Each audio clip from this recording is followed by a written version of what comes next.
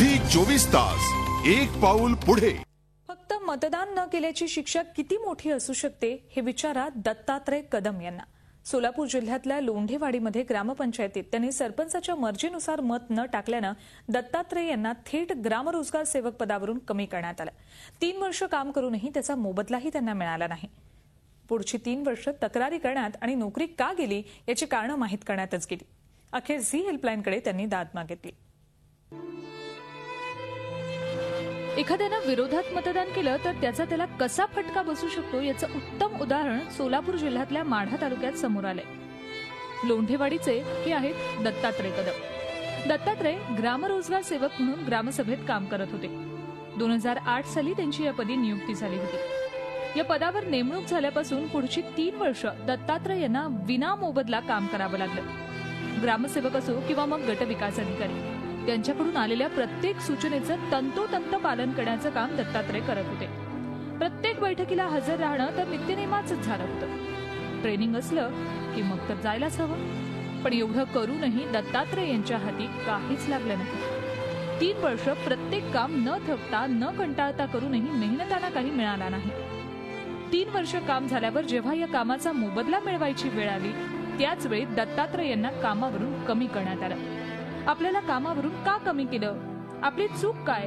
सर्व कामं चोख बजावूनही आपल्याला कामावरून कमी का करण्यात आलं? आपल्याला कामाचा मोबदला का मिळाला नाही? या सगळ्या प्रश्नांची उत्तरं दत्तात्रय यांना हवी होती। पण ही उत्तरं देणार कोण? कारण जे या उत्तरांसाठी बांधील होते त्यांनीच तर दत्तात्रय यांना नोकरीवरून कमी केलं होतं।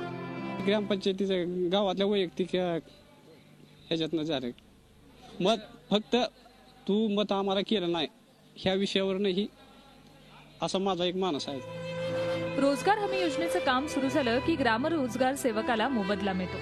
दत्तात्रय यांनाही 3 वर्ष काम केल्यानंतर जेव्हा रोजगार हमीची कामं सुरू होणार होती त्याच वेळी कामावरून कमी करण्यात आलं। कुठलीही पूर्वसूचना न देता दत्तात्रय यांना कामावरून कमी करण्यात आलं। एवढंच नाही तर त्यांच्या जागी दुसऱ्या ग्रामरोजगार सेवकाची नियुक्तीही करण्यात आली।